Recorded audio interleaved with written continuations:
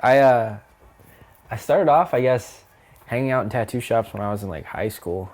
Uh, One of my really good friends, he worked the floor at the tattoo shop that I actually ended up apprenticing at. And it was like I was like 17, and I had been to a couple of tattoo shops just talking to people about getting tattooed because I was about to be 18. And I ended up going there, and like every other shop I had ever been to, no one had really ever been very friendly to me just because, I mean, I look young now, but imagine me, almost 10 years ago. Like, I looked like I was fucking 11.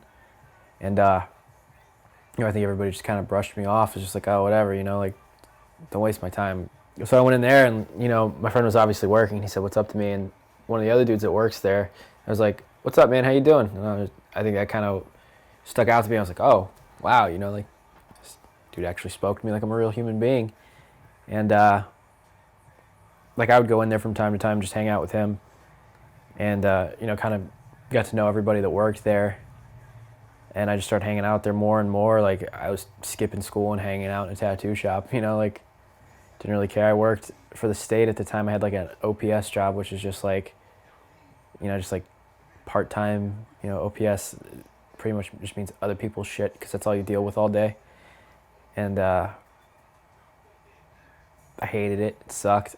I sat behind the computer and electronically filed crash reports that involved either a DUI, a hit and run, or a fatality. So me being 17 and, you know, not wanting to do anything other than like skateboard, play guitar, I was just miserable the whole time I was there. So I would, leave work and go hang out up there, or skip school and go hang out up there. And eventually, my buddy, he was in a band, and they're gonna go on a tour. And they're like, he said, Alan, which is the guy who owned the shop, he's like, yeah, Alan, he said something to me about maybe you taking over for me while I was gone.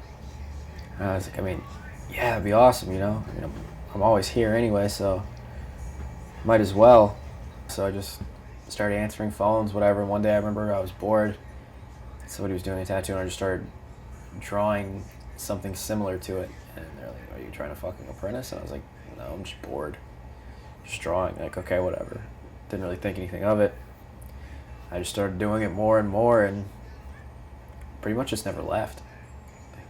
My friend came back, and he could only work half of the day, so I would work the first half. He would come in later, and then he ended up having to get a different job because he had got like a new car. So I can't remember what it was. It was something.